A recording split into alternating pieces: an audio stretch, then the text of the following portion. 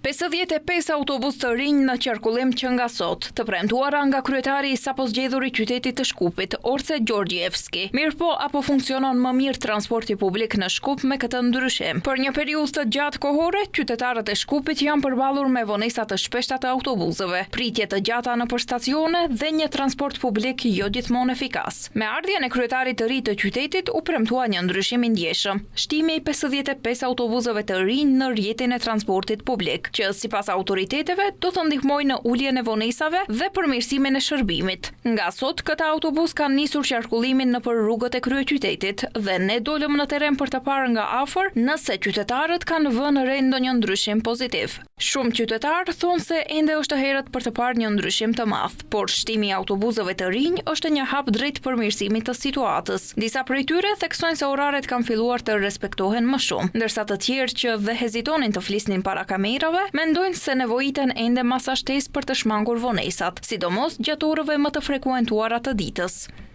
Për autobusat nuk kam lëviz shumë të tregoj drejt në për qytet edhe sot për sparjer kam dalë, ashtu që nuk mund të them asaj. A keni pa lëvizje më tepër kam? Jo, më tepër, jo.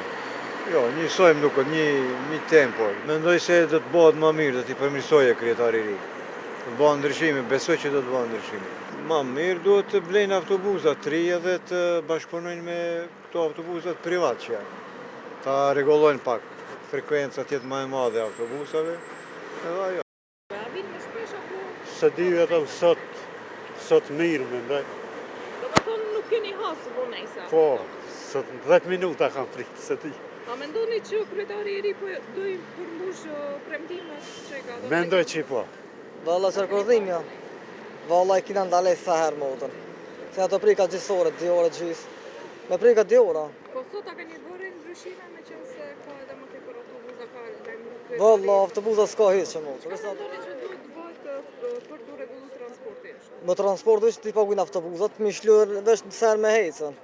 Megjithatë, kryetari Gjorgjevski ka bërë të ditur se deri në vitin e ri, që nga ajo që është informuar edhe nga transportuesit privat, do të shtohen edhe së paku 20 autobus. Ndërsa po ashtu, diku në muajin mars, në koordinim me qeverin, pritet të arrijnë edhe 80 autobus të rinj, gjë që sipas tij kjo do të thotë se do të normalizohet plotësisht transporti i qytetit. Ndërkohë, qytetarët shpresojnë që ky premtim të mos mbetet vetëm në letër, por të ndihet realisht në përditshmërinë e tyre. Në ditët në vijim do të shihet nëse 55 autobusët e rinj do të jenë zgjidhja që Shkupi ka pritur prej kohësh për një transport publik më efikas dhe më të organizuar.